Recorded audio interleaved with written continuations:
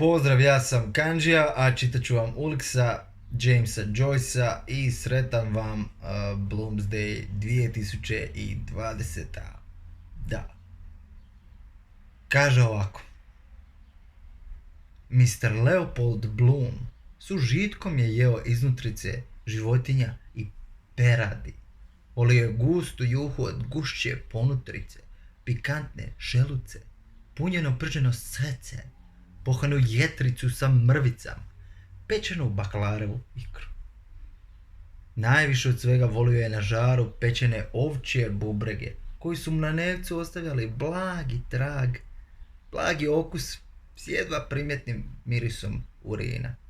Bubrezi su mu bili na umu dok se tiho motao po kuhinji pripremajući za nju doručak na neravnom plavljenju. Svjetlost i zrak u kuhinji bili su studeni, ali posvuda vani bilo je blago ljetno jutro. To ga je činilo pomalo gladnim. Ugljen se žario. Još jedna kriška kruha i maslaca. 3, 4, dosta. Ona ne voli da joj tanjur bude pun. Dosta. Odložio je pladanj, digao čajnik sa posude na kaminu i stavio ga sa strane na vatru. Stajao je čajnik, mutan, stepast, kljun mu je stršio. Uskoro će čaj. Dobro. Suha usta. Mačka je ukočena obišla oko noge stola uzdignutog repa.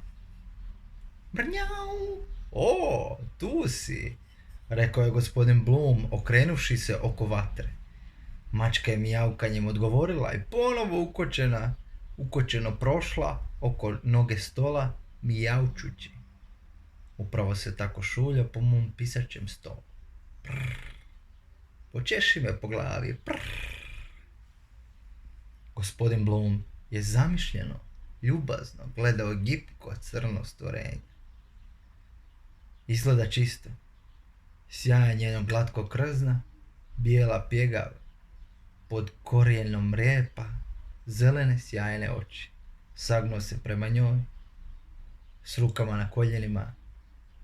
Mlijeko za macu, rekao je. Brnjao!